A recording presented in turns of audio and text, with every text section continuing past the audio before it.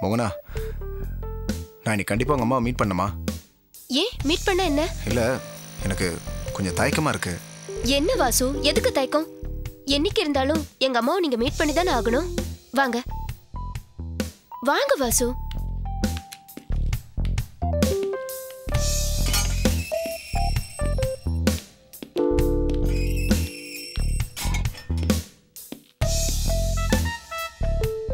வாங்க வாசு. அம்மா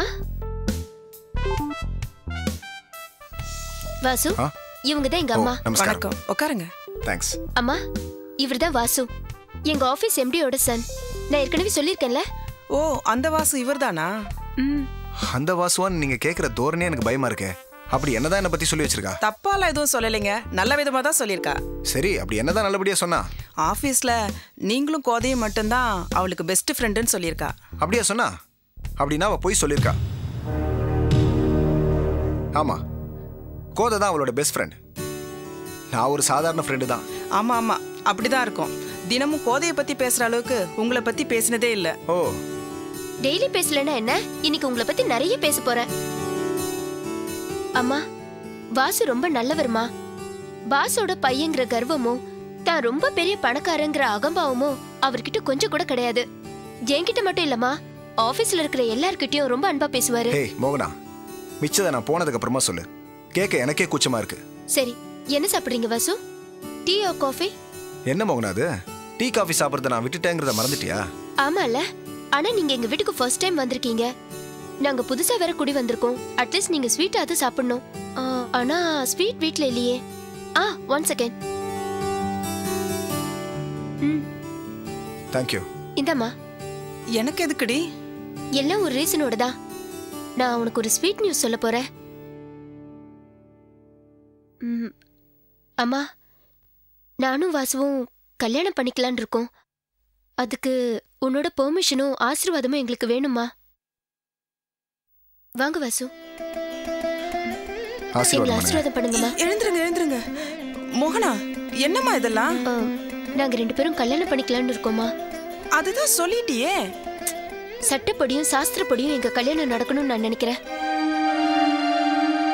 ஆமாங்க, இது நாங்க 2 பேரும் யோசிச்சு எடுத்த முடிவுதான். நீங்க முதலாளி வீட்டு பிள்ளை, இவ உங்ககிட்ட வேலை செய்யறவ. இதெல்லாம் சரி வருமா? உங்க அப்பா அம்மா இதுக்கு சம்மதிப்பாங்களா? அப்பா அம்மா இல்லைங்க, அவங்களுக்கு இதுல எந்த விதமான ஆட்சேபம் இருக்காது. எங்களுக்கு உங்க சம்மதம் தான் தேவை. தம்பி, ஒரு நிமிஷம் உட்காருங்க. மோகனா, கொஞ்சம் உள்ள வா. ஒரு நிமிஷம்.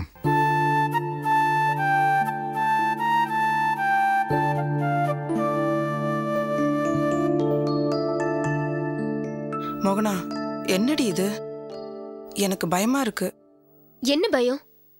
உன்ன மாதிரி நானும் ஏமாந்துருன்னு பயப்படுறியா? பயப்படாத, உன் அனுபவம் எனக்கு ஒரு நல்ல பாடம் கத்து கொடுத்துருக்கு.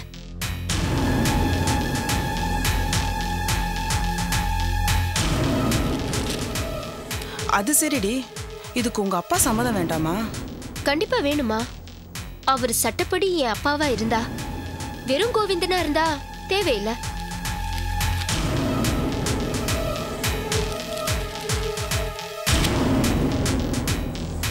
அம்மா, உனக்கு சம்மதமா இல்லையா? அது சொல்லுமா, எனக்கு அது போதும். உன் சந்தோஷம் தான் எனக்கு முக்கியம். இதுல எனக்கு எந்த ஆட்சேபனையும் இல்லை. ஆனா ஒண்ணு, ரொம்ப ஜாக்கிரதையா இருக்கணும். எனக்கு இது போதுமா, வா போலாம்.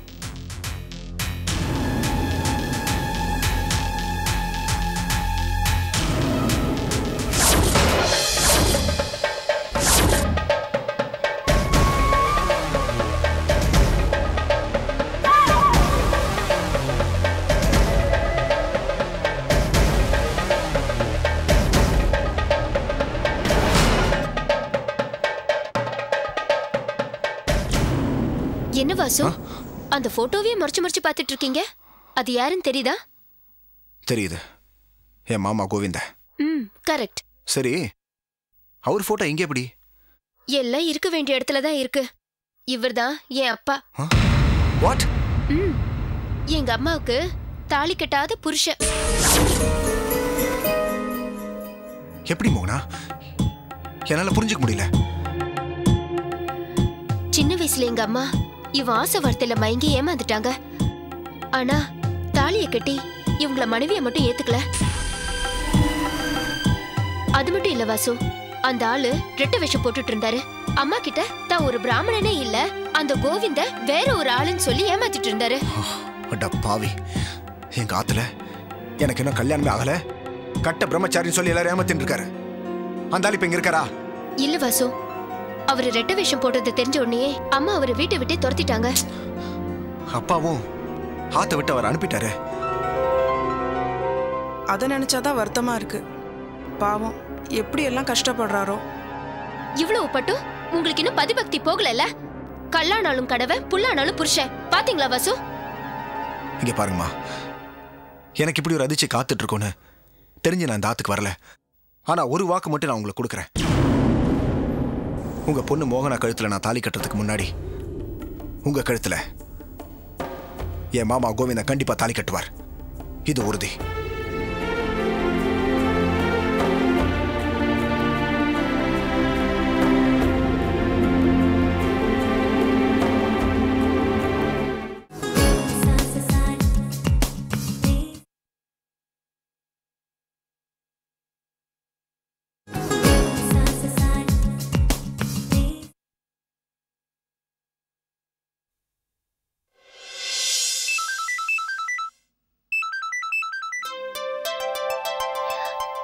ஹாய் ராமன். என்ன சாரா, குட் மார்னிங் ஒரு மெசேஜ் அனுப்பிச்சேன், உங்ககிட்ட எந்த ரிப்ளையுமே வரவே இல்லையே. என்ன கும்பகோணம் போய் என் மாமியார் மாமனார் கிட்ட உன்னை பத்தி கம்ப்ளைண்ட் பண்ணணுமா? அதான் இந்த தடவை ஊருக்கு போனப்பவே என் அம்மா கிட்ட நன்னா அடி வாங்க வச்சிட்டாளே, அப்புறம் என்ன மறுபடியும் போய் கம்ப்ளைண்ட் பண்ணணுமா? யாரு? நான் உனக்கு அடி வாங்கி கொடுத்தேன்? உன் மனசு தொட்டு சொல்லு சாரா. ஆமா, உங்களால தான் நான் அடி வாங்கினேன். லைஃப்ல முதல் தடவையா என் அம்மா என்ன அடிச்சிட்டா தெரியுமா? Okay okay cool. இந்த ராம உனக்கு கிடைக்கணுன்றதுக்காக நீ உன் அம்மா கிட்ட அடி வாங்கல, எந்த தப்பும் இல்லையே. வாழ்க்கையில் அடிபட்டவாதான் ரொம்ப சீக்கிரம் முன்னுக்கு வந்திருக்கா. எனி ஹவ், முதல்ல ஒன்று அடிச்சாலும் அப்புறம் அம்மா நம்ம லவ்வுக்கு பச்சை கொடி காட்டிட்டால, அப்புறம் என்ன?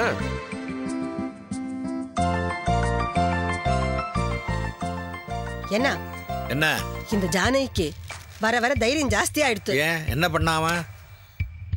இவன் உப்பிலேப்பம் கோயிலுக்கு போனானோ, இவனும் சாராவும் ஒருத்தர் விரும்புற விஷயம் சாராவோட அம்மாவுக்கு தெரிஞ்சுடுத்தான். அது எப்படி உனக்கு தெரியும்? உங்க அருமை பேரன் தான் போன்ல சாரா வேண்ட பேசிட்டு இருக்கான். அவனை கூப்பிட்டு என்ன ஏதுன்னு விசாரிங்கோ. அப்படியா? ஜானகி, என்ன தாத்தா? இங்க வா. இதோ வரேன் தாத்தா. ஹேய், தாத்தா கூப்பிடுறாரு, நான் உன்னை அப்புறம் கூப்பிடுறேன். Bye. Okay Raman, bye bye.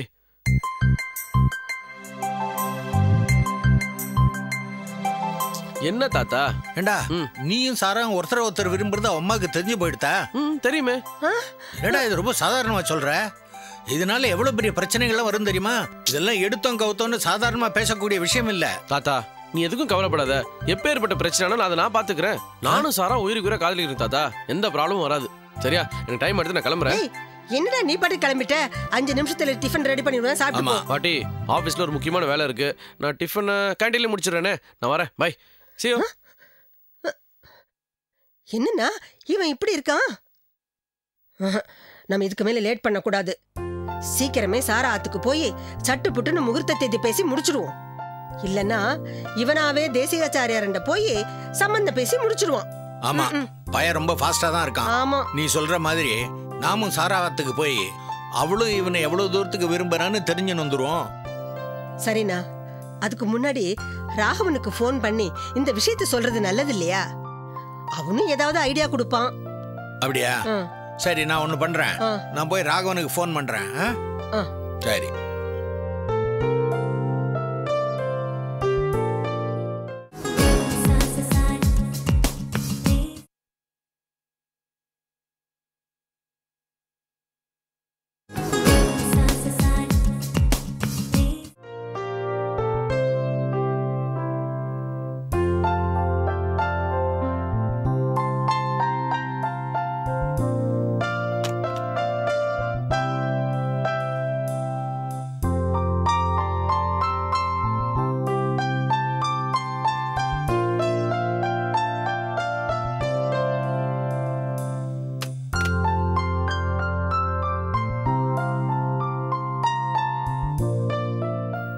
என்ன ராகவன் பேசிட்டேளா?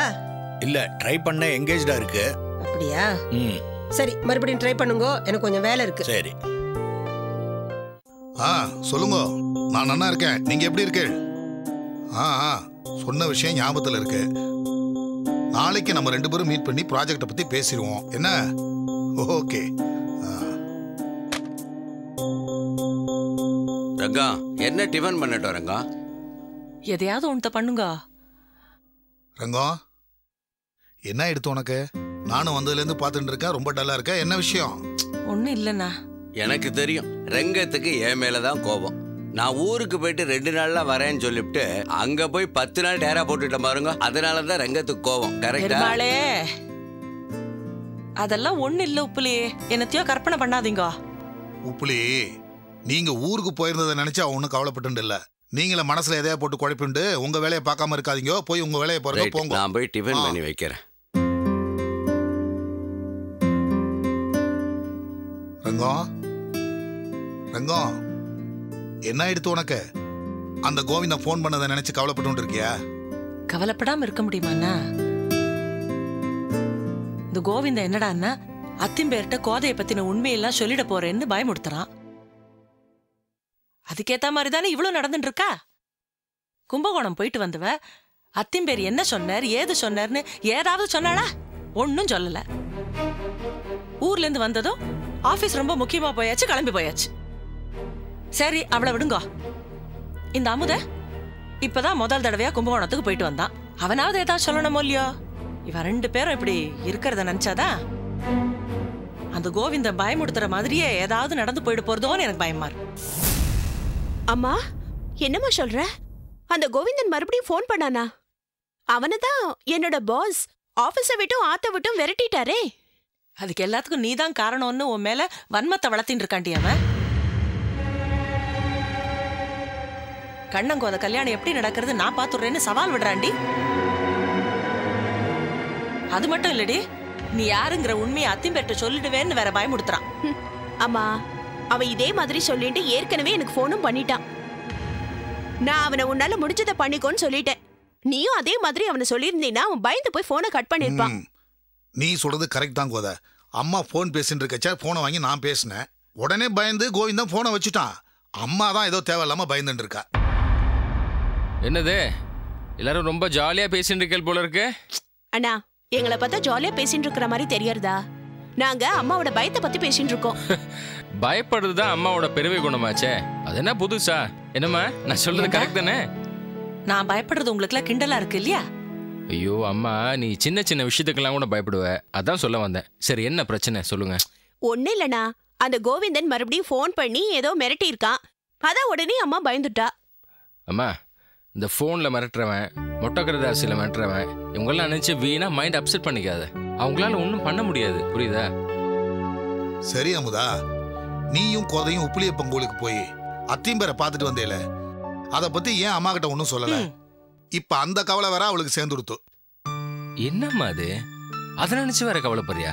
சரியா போச்சு. பின்ன அம்மா, அத்திம்பேர் ஆத்துக்கு போனதுல பெருசா சொல்ற மாதிரி ஒன்றும் நடக்கல. உப்புளியப்பன் தரிசனம் கிடைச்சது, அத்திம்பேர் பாக்குற பாக்கியம் கிடைச்சது, அவ்வளவுதான். அதனாலதான் எதுவும் சொல்லல. அம்மா, நானே உன்கிட்ட சொல்லணும்னு தான் இருந்தேன்.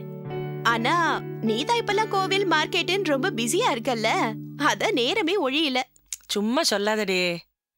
சரி, இப்ப சொல்லு. ஆமா, அந்த பையன் ராமன் அங்க வந்திருந்தானே, என்னாச்சு? ஒன்னும் பிரச்சனை ஆயிடலையே? அத்திம்பேருக்கு ஏதாவது தெரிய வந்ததா? அதான் அவன் அந்த பொண்ணு சாராவை ஆசைப்படுறானே, அது ஏதாவது தெரிய வந்ததா? தெரிஞ்சுடுத்துமா? என்னடி சொல்ற? அவருக்கு தெரிஞ்சுடுத்தா? அத்திம்பேருக்கு தெரியல, ஆனா அத்தைக்கு தெரிஞ்சு போயிடுது.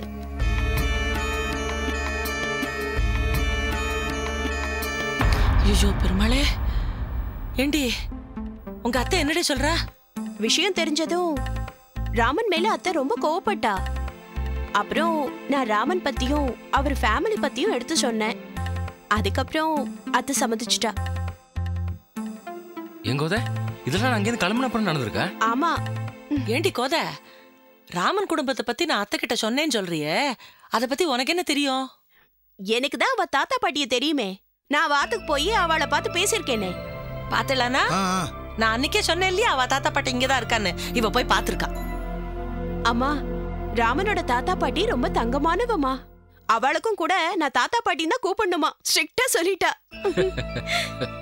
எப்படியோ கோத ராமன் சாரா காதல் வார்த்தை அக்கா ஒத்துண்டால, அதுவே பெரிய விஷயம். எப்படியாவது அத்திம்பேரை சம்மதிக்க வச்சிருவா. சீக்கிரமே அவ கல்யாணத்தை நடத்திட வேண்டியதுதான். அது எப்படி நான் முடியும்? மூத்தவ லட்சுமி இருக்கா இல்லையா, அவளுக்கு பண்ண அப்புறம் தானே இவளுக்கு பண்ண முடியும். ஆமா இல்ல, அத நான் மறந்தே போயிட்டேன். நீ கோச்சிக்காத அமுதா. சரிப்பா.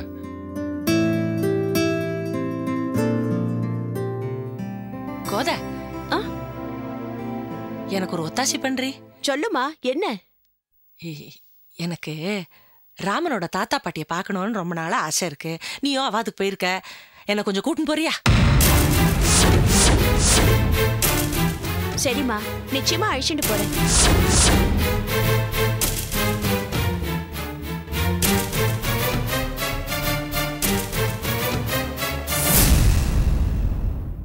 பனி துளியா நீ சமுதிரமா, கலையா காவிரி கலைநிதியா, பூம்பாவை ராதை கொஞ்சம் பெண்பாவை சீதை கொஞ்சம் ஒன்றாகி நீர் வந்த திருப்பாவை